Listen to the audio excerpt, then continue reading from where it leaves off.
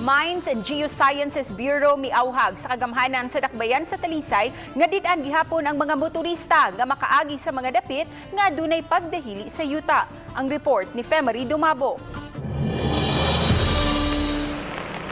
Highly susceptible o taas gyud ang posibilidad nga magpadayon ang pagdahili sa yuta sa Manipis Road ning uwanon ang panahon. Usa kini sa nasuta sa Mines and Geosciences Bureau ug may unod sa suwat nga ilang gipadala ngadto sa Talisay City Government gahapon. Subay niini, rekomendar ang MGB nga padayunon sa LGU nga did-an una ang mga motorista nga makaagi sa dapit hangtod nga mahunong na ang pagdahili sa yuta ug ang pagpangligid sa mga bato. Sa pagsusi sa Talisay City disaster ganihang buntag, ilang nabantayan nga padayon ang pagdahili sa yuta. Mao lang yun na we will just be doing the cat and mouse nga thing na every time na ay landslide, kita na lang mismo may mo himo na laglakang kanang mga residente din na nga di na lang mo gamit sa kalsada.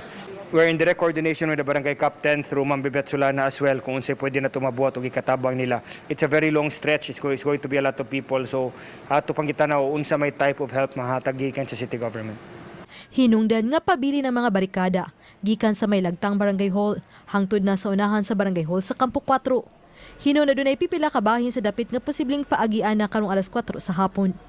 Samtang gisirad-an sugod gabi hangtod ganihang udto kining daan sa Purok 7 sa barangay Tapul. Human na sinati ang dako-dakong landslide. Mga sakop sa City Toda ang nagbantay sa lugar. So ang natagak dito is dako jud kaayo nga bato unya human tingali bana-bana mga duha ka dump trucks nga load ang nahuwad nga tusdan mo na hinungdan nga digid sa pwedeng maagian. Samtang 36 ka mga pamilya nga biktima sa baha sa barangay Bulacau ug Tabunok niadtong Sabado ang nakadawat gahapon sa hapon og ayuda gikan sa City Social Welfare and Services. Nakadawat usab sa ilang hinabang ang 42 ka mga pamilya nga biktima sa sunog sa Sitio Crossing sa barangay Tabunok. Uba ni Jun Sulon. Ako si Femery Dumabok. Balitang Bisdak.